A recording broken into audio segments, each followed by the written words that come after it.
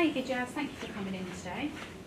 So, first of all, can you please tell me a little bit about yourself?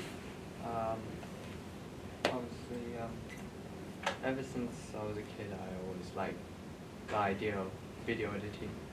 I just thought it'd be really cool to, uh, make a bunch of transitions and add stuff to videos. And obviously, I watched a lot of YouTube videos when I was small, so yeah, that's kind of got me into video editing, which is why I applied for media in college because I wanted to learn that and also learn about other things like filmmaking, um, and directing, all those types of stuff. Okay. And then what made you apply for this job? Mainly because of video editing, so because over the years I've gotten used to um, editing for documentaries, live interviews, and short films. And I kind of have a passion for it, so I feel like this job really suits me. So the advert highlights that we are looking for an expert in video editing. Would you consider yourself an expert?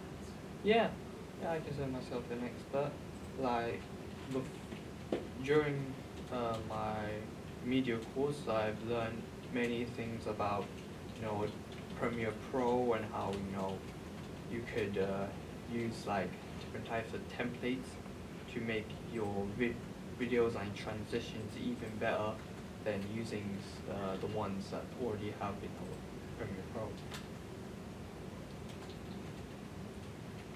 Can you give me some more examples of the things that you've done in terms of video editing? Yeah, sure. There was this one project I did. It was a group project, and it was a documentary about Berry Park, which is like a place, like a small area in Luton, and basically it's about Berry Park and its history behind it and why people live there. When editing it, I researched and watched videos on how different documentaries are edited, and yeah, and how there's a lot of B-roll in these documentaries. So I kind of used that as a starting point where I should just put like while I'll do an interview with someone, I'll just put B-roll while they're talking, so that doesn't make it doesn't bore the viewer. Okay. So, very much a social media role. How active are you on social media? Because we're looking for someone who eats, breathes, and lives social media. So, tell me about you and your profiles. I'm pretty active on social media when it comes to reposts and making posts about certain topics. Like, for example, for my FMP, um, last year FMP um, I had to make a social media account and to promote my video podcast. And yeah, I just basically looked at other Instagram, Twitter, and YouTube accounts and see how they promote their videos. So I just used that to my advantage and put a load of appealing things in there, so it can so the viewer can. What about TikTok? Oh, TikTok is one of since it's very popular now. It's I've been using that. So what I would do is I would post small clips onto TikTok, and if people ask, "Oh, this content's very good. Where can I go? Is you gonna make a part two?" I'll be like, "Oh, you can watch the whole thing on this YouTube channel." So it's kind of like promoting my channel.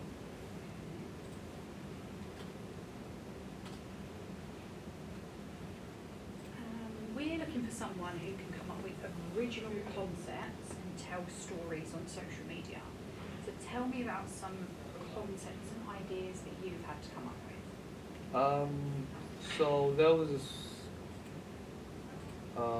this other project. We had to make a short film, and since it was a group project, we all had to huddle up together and like discuss about ideas. So I think it was in level 2 we did a short horror film where we had to discuss different ideas for a short film.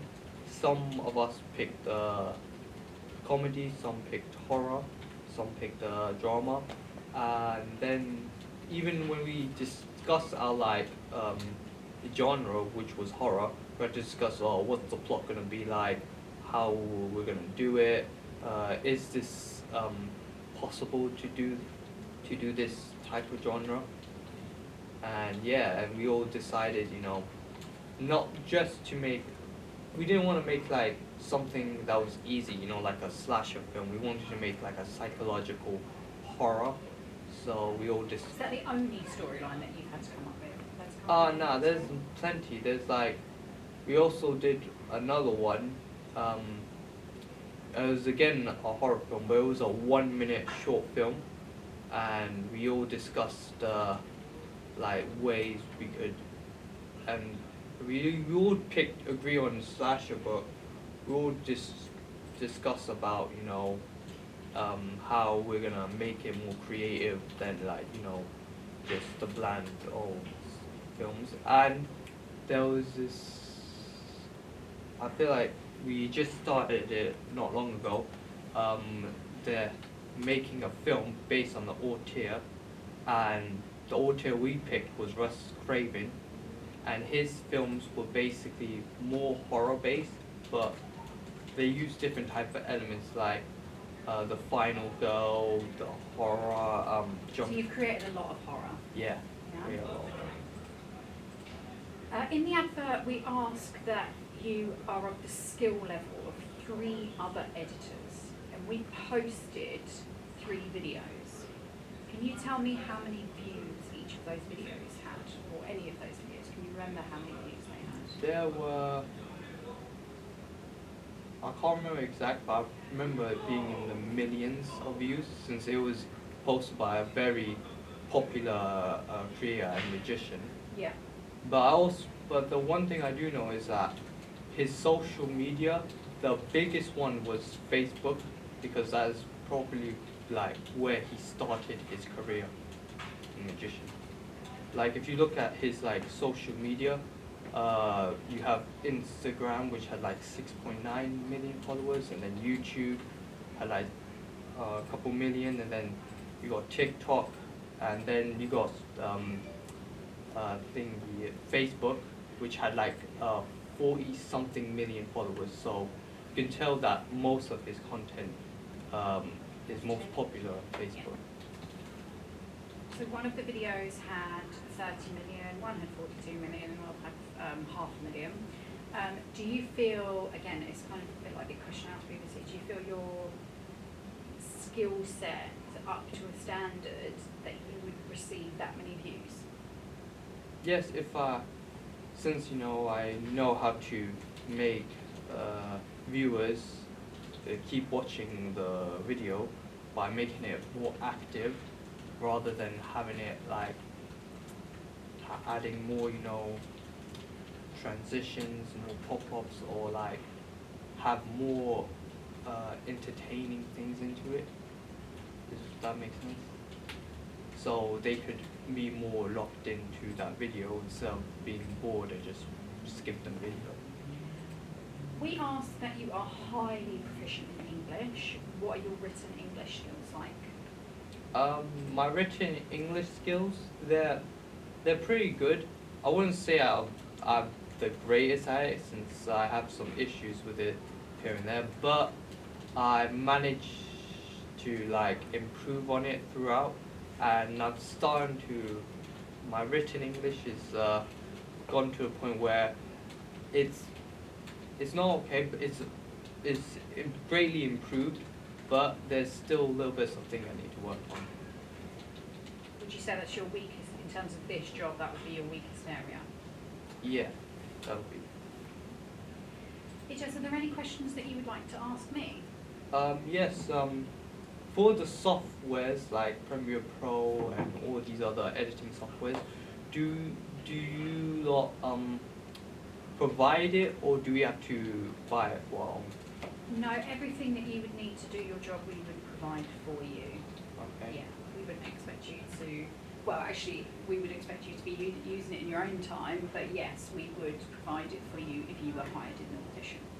Okay. And also, when I joined the company, would If you join the if I company. joined the company, would I be shadowing for like, would I be someone else's like assistant, or would I be on my own independently? If you are an efficient editor and you're being hired for that job, we feel that you wouldn't need to shadow someone. You can edit and you're being hired to edit. Why would someone need to teach you how to edit? Oh. Yeah? Okay. Right, thank you very much and we will be in touch. Okay.